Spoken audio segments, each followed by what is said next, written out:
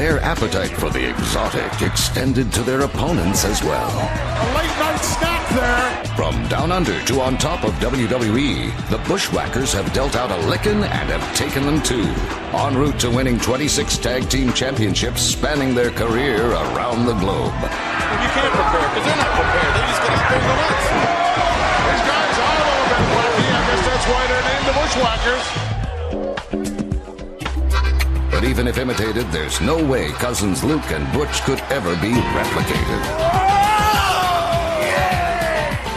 The Bushwhackers are proudly welcomed into the WWE Hall of Fame class of 2015. It's gonna be the year of the Bushwhackers! Bushwhacker year!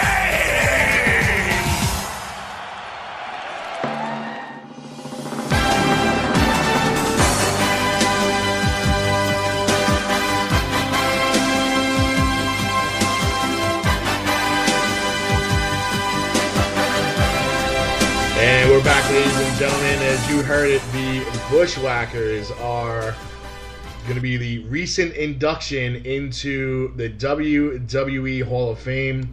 If you agree with it or not, it's going to happen. And, at least one thing, they're entertaining. But one person I can tell you is very entertaining. He might not want that tag next to his name because he's one of those tough guys. He doesn't want to be entertaining. But we have Joe Bellini, Joey B of Warriors of Wrestling on the line with us. Joe, welcome back to Damage 365. What's up, Kev? No, I'm not a tough guy. You can call me entertaining because, listening to you on the show, it's nothing but it's entertaining. What's going on, man? Yeah, we try to entertain. We try not to bore people. And part of our expanding into our 90-plus minutes is that we wanted to make sure we had it full of content. And we definitely squeezed as much crap into a little bag as we could this week, because next week we got the big event. Nyla Rose and Angel Orsini will be at the Damage 365 table. I will then be giving Angel kisses and hugs goodbye and driving Nyla Rose across that dreaded Verrazano Bridge. Probably have to sell off my first child I haven't had yet to pay the toll. And pull into Staten Island because Valkyrie Wrestling and your Warriors of Wrestling are having a first ever double show in the same building. Yeah, well, Chris Levine, or Levin, however, I still can't pronounce his name. I noticed that for years now. He works with us, and he's involved with the Valkyrie Women's Promotion. So we said, why not do this together? And we'll see how this goes. I think there's definitely an audience out there for women's wrestling, but women's wrestling done right. And I think, as far as I can see, Valkyrie does it right. They have actual women that wrestle, right, and not just go out there and blow guys in the locker room. They actually go out there and they respect it. You know what I'm saying? Starting early. Hey, it's the truth. Most of these girls that you see on these shows, a lot of them in New Jersey, that's what they do. That's what they call rats. These girls are female wrestlers. These girls will probably kick your ass, Kevin, if you come around. You know what I mean?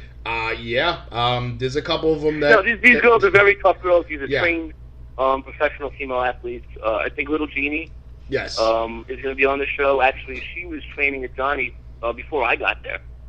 Sweet Destiny was her name then. I think now she was on his show, I think, 2 weeks ago, something like that. And she was in WCW for a little bit. Yes, she was. Tough girl. Nyla Rose scares me as much as I love her. She's I really feel that she can power bomb probably half your male roster. Well, hey, Jesse Jesse Brooks actually competes on Warriors of Wrestling. She's been involved with another individual on my show, Darius Carter, and she can hang with the guys. And that's another girl that's on the Valkyrie show regularly. It's funny you mention that because I was talking to my co-host off the air, and I said I just have this funny feeling that Darius Carter is going to make some kind of appearance at the Valkyrie show and cost Jesse Bonesaw Brooks' possible title chance, and that could be very bad because she can stick around and wait for Darius to come out on your show, and we already seen what she can do to him. Well, You know, and he has no he doesn't hold back on his kicks and punches on her or anybody for that matter. But yeah, she's a female, he should be. But you remember the Battle Royal that they were both in, the 7-year anniversary show back in December. It wasn't even going right to her face. He was hitting her from behind, and he was hitting her. Yeah, and then she would suplex him and shit. But I remember he eliminated her. Then she went after him, and then the next show he got involved, and she suplexed him in the middle of the ring. Yeah. So she's a tough chick, man. Like I said, these girls on the Doctor show, I've never seen it live. I've seen it on YouTube or what have you. And, I speak with Chris. I got seen Jessica, and I know some of the other girls on there. But these girls could go. They could go probably better than some of the guys out there on TV. And that's the truth. I would mention your names if you want. Not denying that. I mean, I asked you months ago. I was like, when are you going to get some women wrestling on Warriors of Wrestling? And we talked about it. It's hard to get them there. They want too much. But we've had women matches. Yeah. I don't like to do. That's the truth. I don't like to do the intergender matches. Will we? Yeah. Have we? Yeah. It's something I don't want to do regularly. It's like bringing in the midgets. It's like a treat. It's not something I want to do all the time, but as far as regular women's matches, we've done them. We've done them a few times. Just the thing is, you can only put so many matches on the show, and the Warriors roster. Yeah. There's so many people as it is, it's hard to squeeze it in there. Because if you put that match in it, then you got to take away from somebody else that's on the regular roster, Nah, I agree. And, you have a very devoted and loyal fan base, and, they have no problems telling you how they feel. So if you try to pull the wool over their eyes and sneak in some outsiders and not take care of the locker room, these fans will tell you. I mean, they'll literally rip your head off as you're walking by. Well, we have a lot of newcomers coming in. We made a lot of changes. Some guys that weren't living up to what we wanted. Mm-hmm. I don't want to let too many people in behind the scenes. There's me who call the shots, and then there's guys under me that give me ideas, and they want to do certain things with certain guys and bring in new talent. And obviously, you can't bring in talent if you have a full roster. You can't bring in new talent. Excuse me. And then the argument is, well, this guy he's not training. His match out there is no good, and there's only so long I can stick up to these guys. Right. And and eventually it's like, well, you know what? You've had enough chances. It's time to go. Well, and that's when they go, somebody else comes in. A couple of weeks ago, we announced on the show that you released a couple of wrestlers. The Latin lover Chachi, I think Aaron Stride. And well, I quote some of the other guys in my locker room. The error in my company, I don't give a shit what you see out there in these hokey bullshit companies. Mm-hmm. The era of take a hip toss, sell the back roll out of the ring is over. This isn't 1985 anymore. Mm-hmm. And what I've learned from these not all of them, but there's guys that I have from IWF that could go better than anybody. But a lot of these IWF guys, they think this is wrench the arm, body slam, oh my back, let me roll out and sell for 10 minutes. That era is over. It's been over. Right.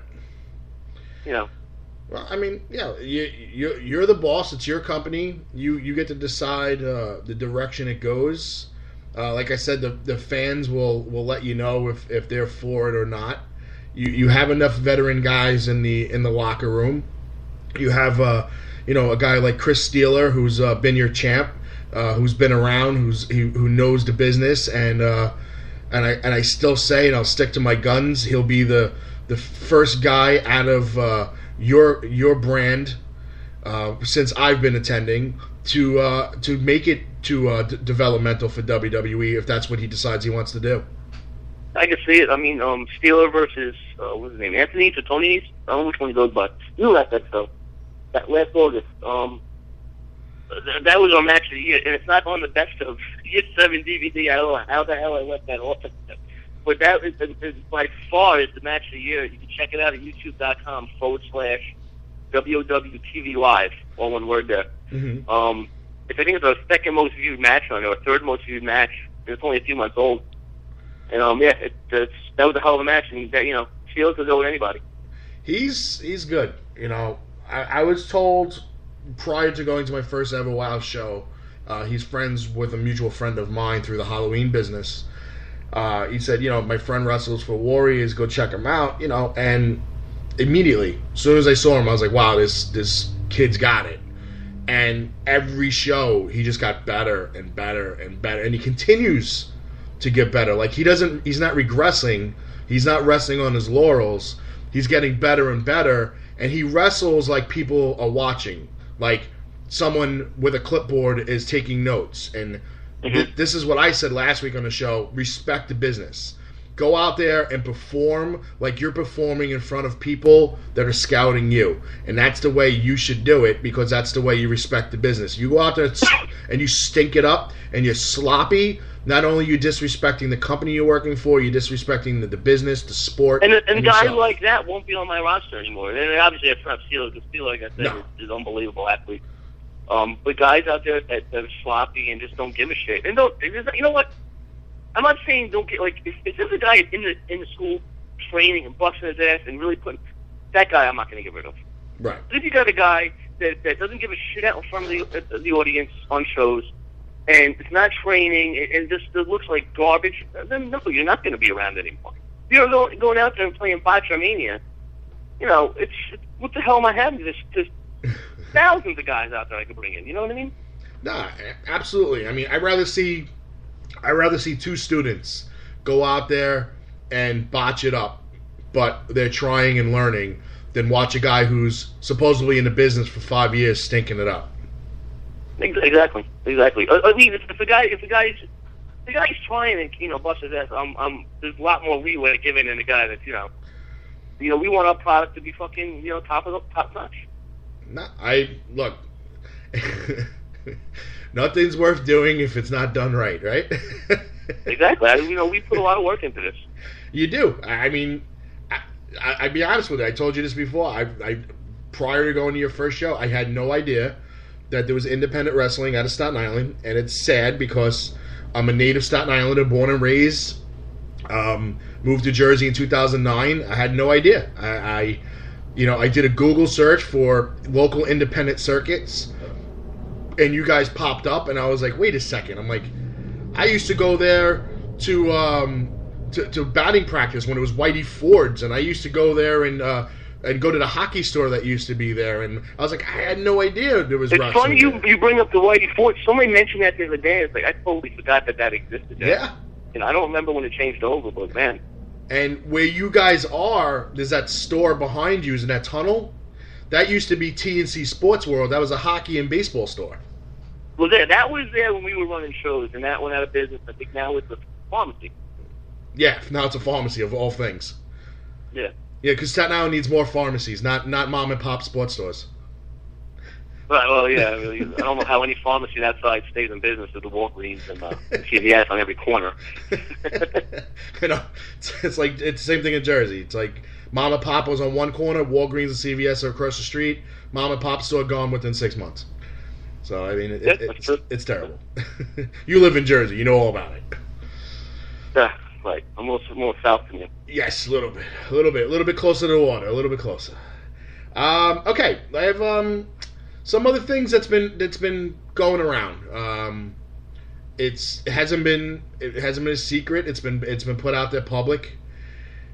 Warriors of Wrestling, mainly you and one of your guys, Chris Banks, has been accused of running a Facebook site called Bad Wrestlers Exposed, which they basically break down and expose and abuse wrestlers that aren't real wrestlers and ring rats, like you said, and guys that just don't belong in the ring, that are embarrassing the business.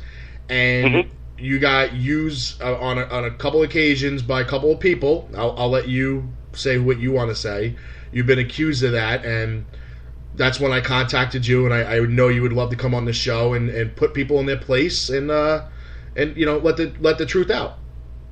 Okay. Well, yeah. Let's get one thing straight. If somebody thinks